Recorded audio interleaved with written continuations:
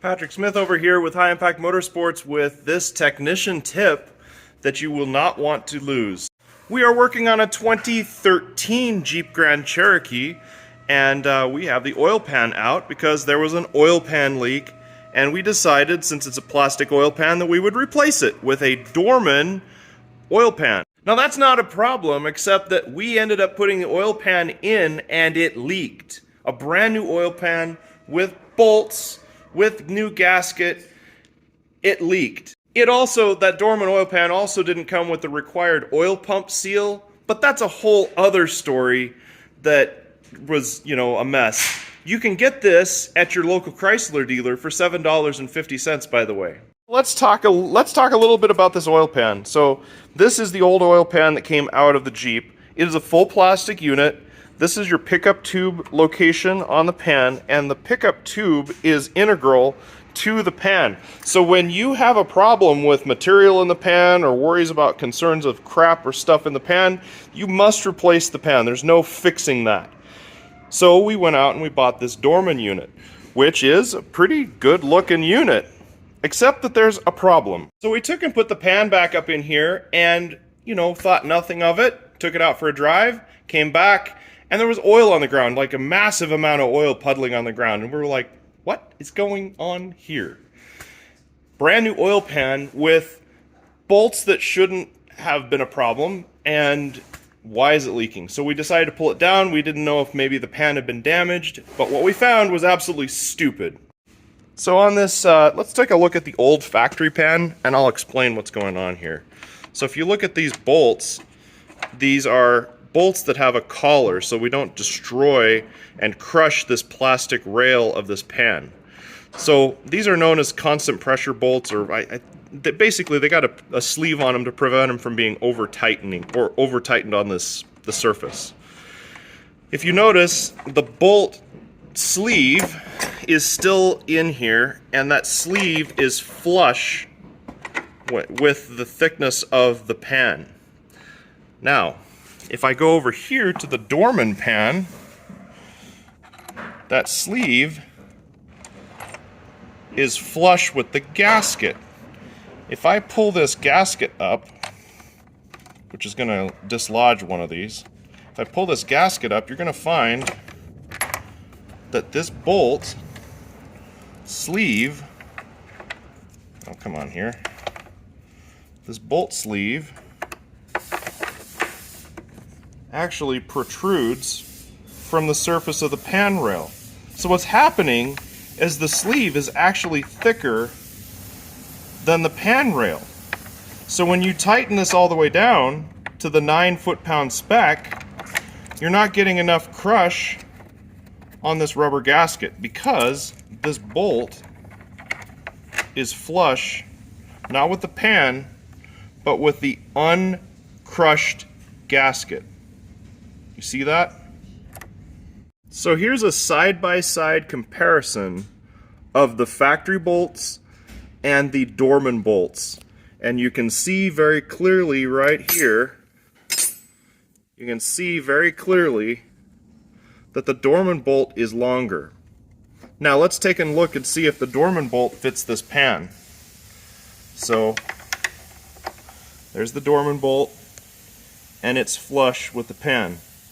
So in order to fix this problem, we're going to need to use the original Chrysler bolts, not the bolts that came with the pan. Now admittedly, you could just go buy this pan kit from Chrysler. It will come, if you buy the kit from Chrysler, it will come with this O-ring, but there's no, I checked on pricing online, and through our dealer repair link connection, it actually gave no pricing, so I'm not even sure what the availability of the pan is. So if you're forced into using a Dorman pan, don't use the bolts. Use the bolts that came with the factory pan. That way you do not have to do this job over again. And I think now it's probably a good idea to talk about the fact that you should be checking this on all of this stuff now. The problem what we're facing right now in the industry is the aftermarket parts are not being manufactured to factory specs in every single way. And so when you've got a mismatched bolt sleeve like this, you're going to be doing work over again. While I've got you here, it's probably a good idea to talk about how this job works out. To put the pan in here, you can actually do it without dropping the differential or the rack. This is a 6.8 hour job that can probably be done in about 2.5 hours. The key here is you're going to want to remove the radiator fan assembly, which means pulling the upper radiator hose. Once the intake and upper radiator hose are out of the way and the fan assembly is out of the way, you'll want to undo this motor mount over on this side and this motor mount on this side, and then jack up on the engine. Then the pan will drop down enough that you can come out and then cock over this way and then down. I'm going to go ahead and swap out these. I'm going to clean this all up.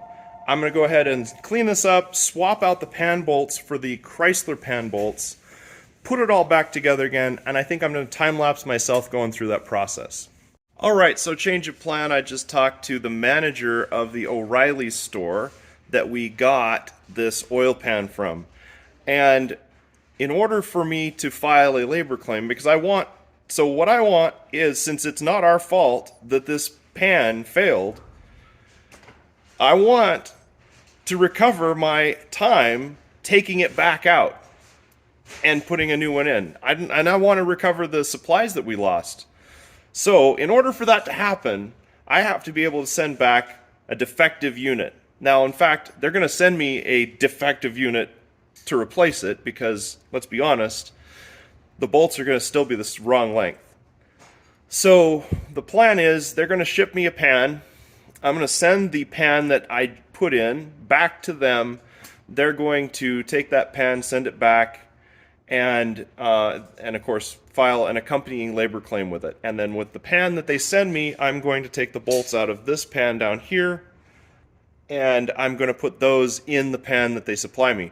If it sounds like I'm jumping through a ton of hoops, it is. I'm going through a bunch of extra work I wouldn't have to do. So if this pan had worked out just fine, my labor time is about 6.8 hours. About the original time to do the job was 4 hours. You figure that taking it apart, putting it back in, and plus, that's time. And then on top of that, we have to file paperwork. We had to do investigative work, and now I have to do remedial work as well to remediate a defect from Dorman. So Dorman, if you're watching this video, or if anybody from Dorman's watching this video, you guys are so messed up sometimes. And pay attention. You guys are the whole reason. You guys are the entire reason. You and other aftermarket part companies are the entire reason we have a tech shortage and why we have such a crummy issue with fixing cars. So I just had O'Reilly's deliver the new pan to me, and you ain't gonna believe this crap. So here's the new pan. As you can see, this is 100% not installed. This is a new pan that they sent me. The bolts are the correct length on this other pan. Look at that. Correct height. You remember just a moment ago, I was showing you guys pictures of different length shoulders of those bolts on the other pan. So on this pan, they're sending me the right one. So beware that the shoulders are the correct height if you're doing this. So apparently some are correct and some are not. There, as you can see, there's enough, that shoulder's deep enough in there that I could get a good enough crush on that gasket now. Alright, well, let's go ahead, enough belly aching, we'll go ahead and get in there and get that oil pan installed, and we'll time lapse that.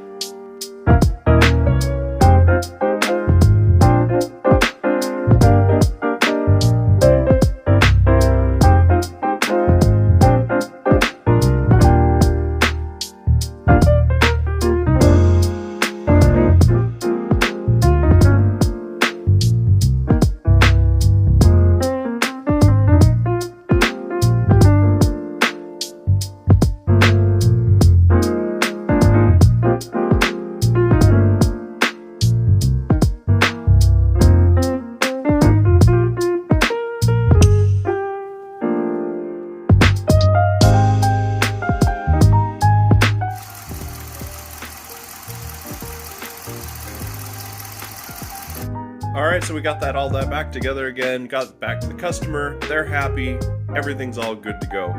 So the final thing here is just to know that you've got to be very careful with aftermarket parts, like we just said a little bit ago. You have to be super careful about them, inspect them, and if you don't feel good, you don't have a good vibe about it, don't trust it, just send it back. The other thing is, if you have a problem, if you're a technician and you have a problem with a part, an aftermarket part, don't try and crutch it and make it work.